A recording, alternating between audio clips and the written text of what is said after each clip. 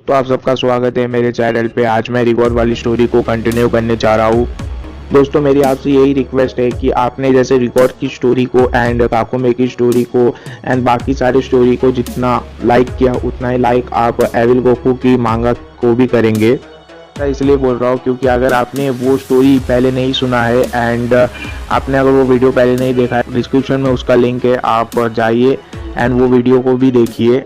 ज़्यादा देर ना करते हुए हमारी वीडियो पे आते हैं। पिछले चैप्टर में हमने देखा था कि वेजिटा को समझ आ जाता है कि वो क्रीचर उसके आसपास ही है एंड इसके बाद वेजिटा बोलता है कि मैं जानता हूँ कि तुम मेरे आसपास ही हो, तो छुपना बंद करो। एंड वो क्रीचर इसके बाद बोलता है कि वेजिटा तुम तो काफ़ी ज़्यादा समझदार हो। इसके बाद वेजिटा बोलता है कि मैं तुम्हारी चालें समझ चुका हूँ, तुम कहाँ पर हो।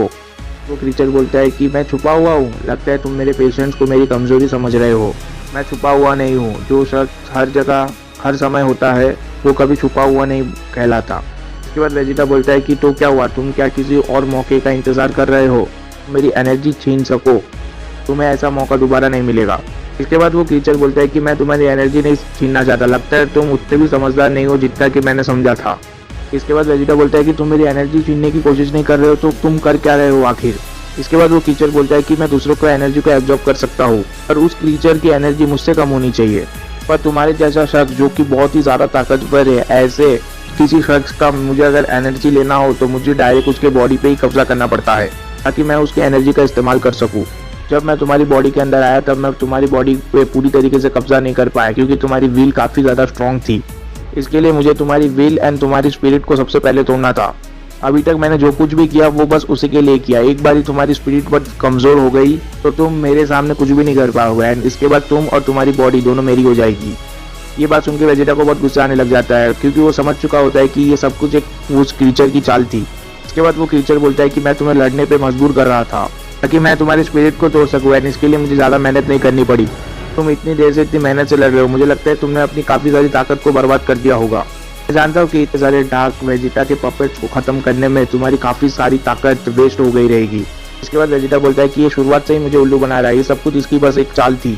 शुरुआत से यही प्लान कर रहा था और मैं इस प्लान को समझ नहीं पाया और इसके जाल में फंस गया। वो क्रीचर वेजिटा से बोलता है कि ये मत सोचना कि तुमने अभी तक मुझको रोकने के लिए कुछ भी किया है, ये सब कुछ मेरा प्लान था।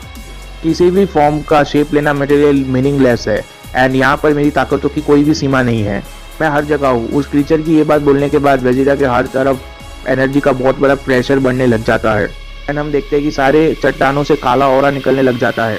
वेजिटा बोलता है कि आखिर यहाँ पे हो क्या रहा है। वो काला ऑरा बढ़ने लग जाता है और एक शेप लेने लग जाता है। वेजिटा के सामने वो क्रीचर एक नया शेप ले लिया होता है एंड ये फॉर्म बहुत ज़्यादा डार्क होती है। वेजिटा इस फॉर्म से बहुत ज़्यादा घबराने लग जाता है। वेजिटा बोलता है कि आखिर ये क्या है। वो डार्कनेस बोलती है कि मॉर्टल, समझ आया कि मैं क्या हूँ। वेजिटा बोलता है कि मुझे कुछ समझ नहीं आ रहा है, आखिर तुम हो कौन। इसके बाद वो क्रीचर बोलता है कि तुम अभी तक नहीं समझ पाए कि मैं कौन हूँ, मैं खुद एक डार्कनेस हूँ। एग्जिस्टेंस उस समय से है जब स्टार का एग्जिस्टेंस भी नहीं था। मैं ही हूँ जहाँ से डार्कनेस, डर एंड नाइटमेयर्स निकलते हैं। मैं वो हूँ जो लाखों सालों से बुराई का राजा हूँ। मैं हूँ द ग्रेट डीमन किंग और मेरा नाम है अलादीन। वेजिटा बोलते हैं अलादीन एंड इसके बाद अलादीन वेजिटा के ऊपर हमला कर देता है एंड वो बोलता है कि तुम अब मेरे हो। वेजिटा उसके डार्कनेस वाले अटैक से खुद को बचाने में कामयाब हो जाता है। पर अगली सेकंड हम देखते हैं कि अलादीन अपने डार्कनेस वाले अटैक से वेजिटा के ऊपर अटैक करने में कामयाब हो जाता है। वेजिटा को इस अटैक से काफ़ी दर्द हो रहा होता है एंड इसके बाद अलादीन बोलता है कि वेजिटा क्या हुआ, लगता है तुम्हारी स्पिरिट बहुत ज़्यादा कमज़ोर हो गई है और लगता है कि तुम अब मुझसे नहीं लड़ पा रहे हो, लगता है हमारा इस गेम को ख़त्म करने का वक्त आ चुका है। अलादीन अपने डार्कनेस से वेजिटा को घेरने लग जाता है। वेजिटा अपनी इतनी बुरी हालत होने के बावजूद अलादीन से लड़ने की पूरी कोशिश कर रहा होता है, पर अब वेजिटा की स्पिरिट बहुत ज़्यादा कमज़ोर हो चुकी है एंड वेजिटा अपने आप को नहीं बचा पाता एंड वो डार्कनेस वेजिटा को कंज्यूम कर लेती है एंड हम वेजिटा की ओरिजिनल बॉडी को देखते हैं। ये पूरी की पूरी फाइट वेजिटा के माइंड के अंदर चल रही थी।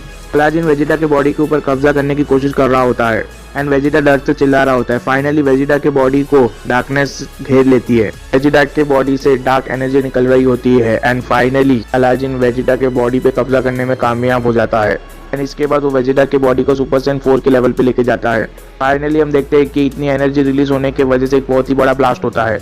उस ब्लास्ट के खत्म होने के बाद हम देखते हैं कि वेजिटा की बॉडी सुपर सेन 4 लेवल पे होती है एंड वेजिटा के चेहरे पे एक इवल स्माइल होती है। इसका मतलब ये है कि अलादीन वेजिटा के बॉडी पे काबू करने में कामयाब रहा। वेजिटा के बॉडी पे कब्जा करने के बाद अलादीन बोलता है कि फाइनली मैं कामयाब रहा, आखिर ये बॉडी मेरी हो ही गई। इसके बाद हम गोकू को देखते हैं। गोकू अपने घर में होता है एंड वेजिटा की ये नई ताकत उसे महसूस हो जाती है। गोकू बोलता है लगता है वेजिटा ने कर दिखाया। गोहान गोकू से पूछता है कि डैड क्या हुआ। गोकू गोहान को बताता है कि गोहान लगता है वेजिटा एक नई फॉर्म पाने में कामयाब रहा, जैसा कि उसने पहले भी किया, लगता है वो कामयाब रहा। उसकी की को महसूस करने की कोशिश करो। गोहान बोलता है कि वेजिटा हमेशा से ऐसा ही है। तब आप सुपर सैयन की बात करो तो उससे बेहतर कोई भी नहीं है। लगता है कुछ समय पहले जो हमें की डिस्टर्बेंस महसूस हो रही थी, लगता है वो वेजिटा की ही थी। अब मुझे लग रहा है कि बस हम ही दोनों नहीं है जिनकी ट्रेनिंग कामयाब हो रही है। एन बोलती है कि ग्रैंडपा क्या आप लंच करने के बाद वेजिटा से मिलने जाएंगे। गोकू बोलता है कि नहीं, मुझे नहीं लगता कि ये वेजिटा को अच्छा लगेगा। गोकू बोलता है कि मुझे लगता है वो वेट करेगा एंड जब बहुत ही ज़्यादा ज़रूरत पड़ेगी तब वो इस फॉर्म का यूज़ करेगा। उसका प्राइड उसके लिए सबसे पहले आता है। इसके बाद वो सभी लोग बैठ के खाना खाने लग जाते हैं। गोहान गोकू से बोलता है कि डैड मैं यहाँ पर रुक के आपके साथ ट्रेनिंग तो करना चाहता हूँ, पर अब मुझे कैप्सूल कॉर्प जाना पड़ेगा। गोकू बोलता है कि कोई बात नहीं, यहाँ पर सबसे मेरा हाई बोला। इसके बाद हम अलाजिन को देखते हैं एंड वो बोलता है कि ये तो बहुत कमाल की बात है, मैंने तुम्हारी सारी पावर को रिलीज कर दिया है एंड मुझे लगता है उससे तुम्हारी सारी ट्रांसफॉर्मेशन की ताकत भी थोड़ी बदल गई है। इससे तुम्हारी बॉडी की ताकत काफ़ी ज़्यादा बढ़ गई है, तो ऐसा नहीं है कि मुझे बुरा लग रहा है। ये बोलते अलाजिन हंसने लग जाता है। अलाजिन बहुत खुश हो रहा होता है क्योंकि उसने वेजिटा की बॉडी पे फाइनली काबू कर लिया होता है। वो बोलता है ये बॉडी तो कमाल की है, इस बॉडी में इतनी ताकत है, ऐसा लग रहा है मेरे नसों में आंख दौड़ रहा है। इतनी ताकत पाने के बाद मुझे तो ऐसा नहीं लगता कि इस दुनिया में कोई ऐसा होगा जो मेरी ताकत के सामने टिक पाएगा। तभी अलादीन को कुछ महसूस होता है। वो बोलता है कि आखिर ये क्या है, तुम्हारी मेमोरीज को रीड नहीं कर पा रहा हो, तुम्हारी मेमोरीज पूरी नहीं है, लगता है तुम दिखाना ही नहीं चाहते कि तुम्हारी फैमिली एंड तुम्हारे फ्रेंड्स कौन है, तुम उन्हें मुझसे छुपा रहे हो। तुम्हारी हिम्मत कैसे हुई ऐसा करने की, तुम्हारी बॉडी, तुम्हारी माइंड और तुम्हारा सोल ये सब कुछ मेरी है, मैं तुम्हारी स्पिरिट को तोड़ चुका हूँ, फिर भी तुम्हारी इतनी हिम्मत कि तुम मेरे ऑर्डर्स को नहीं मान रहे हो। अलादीन बोलता है कि कोई बात नहीं, मैं जल्दी ऐसे किसी शख्स से मिलने में कामयाब रहूँगा तुम जानते होगे एंड जिसके बारे में तुम फिक्र करते होगे। एंड इसके बाद अलादीन बोलता है कि मेरे पास अभी जो ताकतें हैं कोई बेवकूफ़ी होगा जो मुझे चैलेंज करने की कोशिश करेगा। एंड इसके बाद वो बोलता है कि मुझे नहीं लगता कोई धरती में ऐसा होगा जो इससे ज़्यादा ताकतवर होगा। अगर मुझे कोई ऐसा शख्स मिल भी जाता है तो मेरे लिए बॉडी बेकार हो जाएगी एंड फिर मैं उस बॉडी पे भी कब्जा कर लूँगा। एंड एक बारी मुझे जितनी रैनकाई एनर्जी चाहिए उतनी मुझे मिल गई तो वैसे भी मुझे इस बॉडी से कोई फ़र्क नहीं पड़ेगा, मुझे किसी वेसल की ज़रूरत नहीं पड़ेगी, वैसे भी इस बॉडी से मुझे काफ़ी ज़्यादा रैनकाई मिल गई है। और एक बार ही मैंने अगर इस पूरे प्लेनेट के रैनकाई एनर्जी को पा लिया तो मैं अपने गोल के काफ़ी नज़दीक पहुंच जाऊंगा। इसमें ज़्यादा दिक्कत नहीं आनी चाहिए, इस प्लेनेट में काफ़ी सारे लोग हैं तो मैं अपना टाइम लूँगा एंड इन्जॉय करूँगा। अभी हम देखते हैं अलादीन को अपनी पुरानी बॉडी दिखती है, तो अभी तक जिंदा होती। ये अलादीन की असली बॉडी नहीं थी, इस बॉडी पर भी अलादीन ने कब्जा किया हुआ था। अलादीन बोलता है कि अच्छा तो तुम अभी तक जिंदा हो, मैं सच में काफ़ी ज़्यादा हैरान हूँ, ज़्यादा लोग इस दुनिया में नहीं है जो मेरे उसके बॉडी के बाहर आने के बाद भी जिंदा रहते हैं, पर अब तुम मेरे किसी काम के नहीं हो और मुझे माफ़ करना, मुझे अब तुम्हारी बॉडी की कोई ज़रूरत नहीं है। अलादीन हवा में उड़ जाता है एंड उस बॉडी को देखने लग जाता है। अलादीन बोलता है कि वेजिटा मुझे ऐसा लग रहा है कि तुम्हारे पास तो काफ़ी सारे अटैक्स है, चलो मैं इस अटैक को ट्राई करता हूँ। एंड इसके बाद अलादीन अपने हाथों से एक अटैक बना लेता है, बिग बैंग अटैक बना के अपनी पुरानी बॉडी के ऊपर शूट कर देता है एंड एक बहुत ही बड़े धमाके के साथ अपनी पुरानी बॉडी को पूरी तरीके से डिस्ट्रॉय कर देता है। सब कुछ करते हुए भी अलादीन हंस रहा होता है। इसके बाद अलादीन बोलता है कि ये सब कुछ तो काफ़ी मज़ेदार था, चलो अब वहाँ पे जाते हैं जिस सिटी से हम आए थे, मैं उस तरफ चलता हूँ, शुरुआत के लिए बुरा नहीं है। अलादीन एक सिटी के पास पहुँच जाता है, वहाँ के लोगों को देख रहा होता है, बोलता है कि बेकार के लोग अपनी बेकार की ज़िंदगी जी रहे हैं, ऐसी ज़िंदगी जो एक ही पल में शुरू होती है और एक ही पल में ख़त्म हो जाती है, यूनिवर्स में किसी को फ़र्क भी नहीं पड़ता है।